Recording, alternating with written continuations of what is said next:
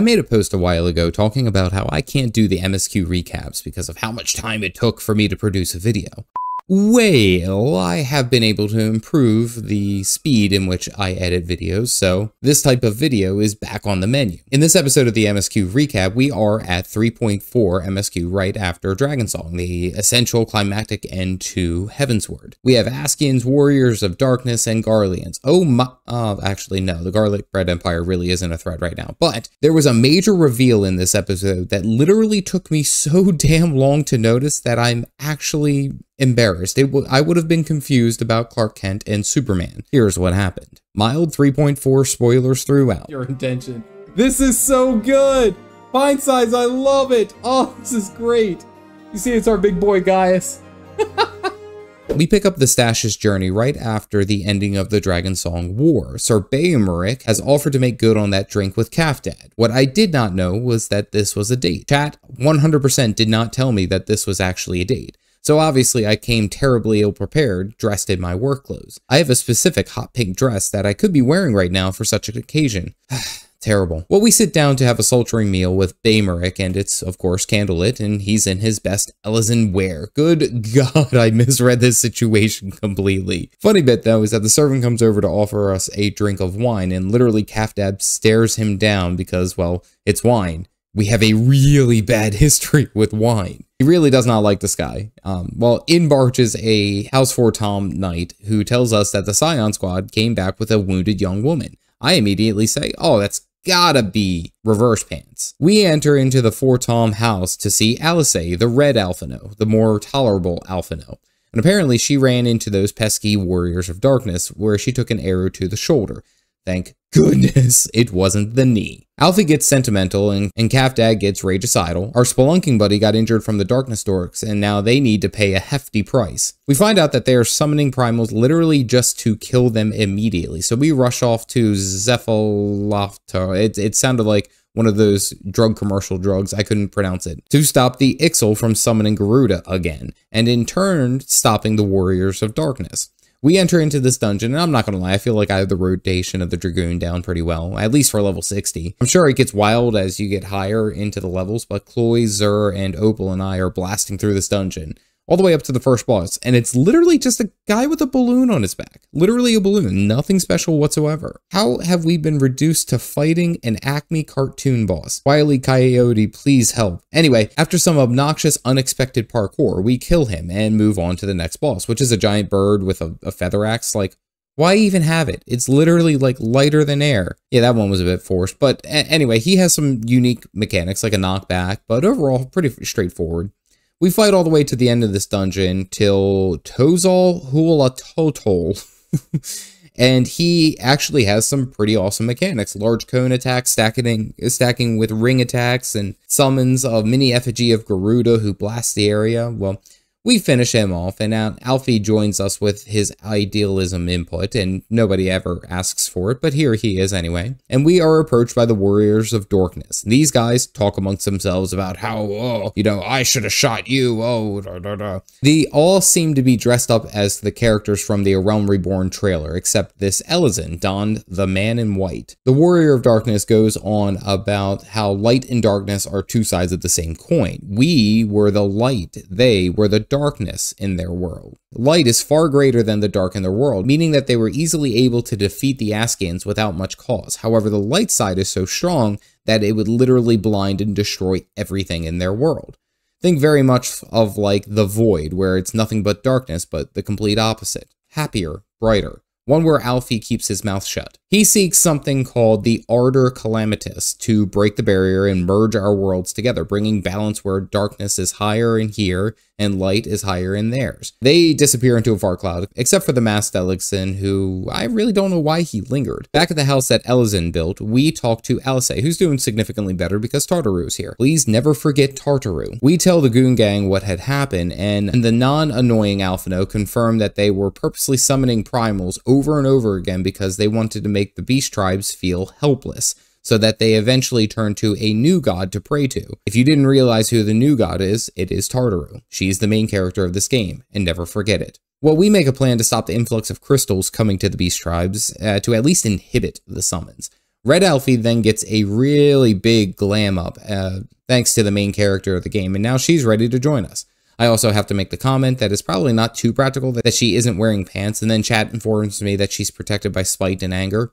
That checks out. We pray return to the Waking Sands to talk to Orangutan and figure out if any of the primals are close to summoning. And I instantly remember that Orangutan was brought to conference with the Warriors of Darkness and Elidibus. Alice is also wildly aware of this. Basically, she wants to call Urianger out on his shit. Sorry, tax fraud. We head off to Camp Overwatch to stop the kobolds from summoning Titan for the 20th time. And of course, there's a kobold stealing crystals right in the camp for that summoning. Well, we have to go into an extremely obnoxious game of hide and seek, and eventually we catch him like 3 or 4 times.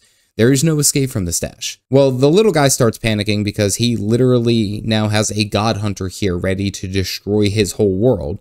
The whole crowd shows up anyway and ready to fight him, but he's just like a little guy, literally named Gabu, who henceforth will be known as Gobbledygoo. Well, he tells us that the leader of the kobolds are sacrificing their own kind to hasten the summon of Titan, and that Gobbledygoo's parents are about to be catching that axe, or the flames, because he says coke to the furnace.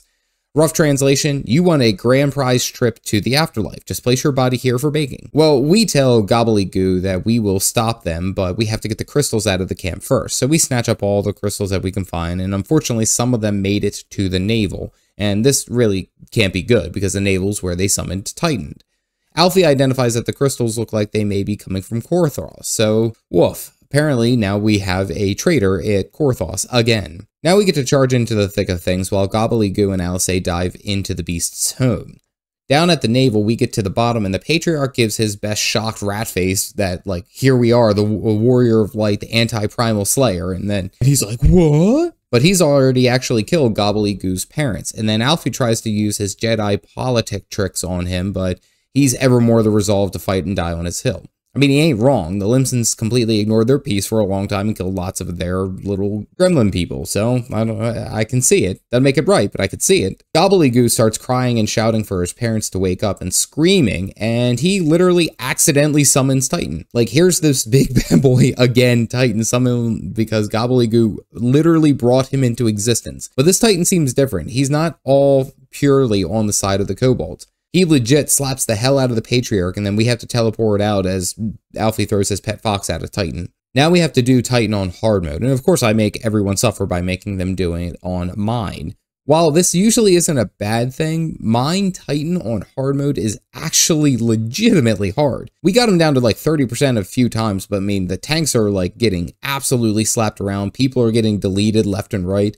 It was really, really challenging. What's sad is that the entire time that we were doing this, boss fight of Titan, he's shouting the words of Gobbledygoo, like everything that he said before Titan arrived, literally embodying the words of a sad child seeing his parents dead. Well, we couldn't finish mine because it was legit difficult, so we switched it to normal and then completely obliterated one shot. Well, we go back to see Alfie at Camp Overlook.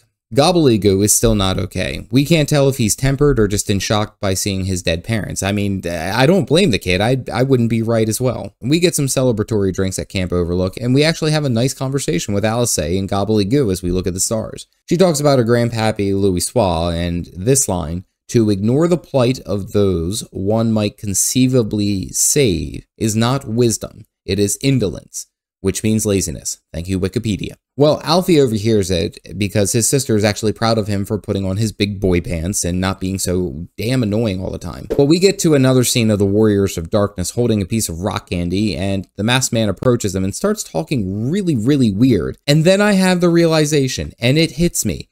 The masked man is Urianger. He is working with the Warriors of Darkness and was meeting with Elidibus. Why did this take me so long to realize? I was like, I remember saying that this is an evil Harchin font. You know, haha, everyone's like, oh, I thought he was memeing. No, I am so damn deaf.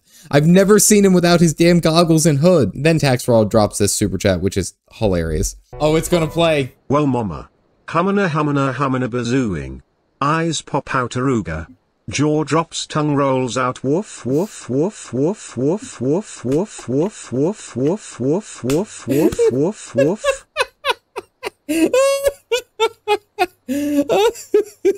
Good gracious, this makes so much more sense. I was looking for like the neck tattoos. Come on now. Well, him and the Warriors of Darkness keep going on about the plans, and back with the Cool Guys Club, Alice is able to get Gobbledygoo to talk, but holy crap, I can't believe I missed this. This leg of the MSQ has been setting forth some serious shenanigans, Askans and Warriors of Darkness working together to break down the barrier between our world and theirs, and then on top of that, Urianger is working with them. Sheesh. Well, I'm just going to fortune tell here. I believe Urianger is really on our side, and he's just setting a trap for the Warriors of Darkness to be defeated, thus ruining the Askans' plans, because I can't believe that a devout student of Louis Swat would turn bad now.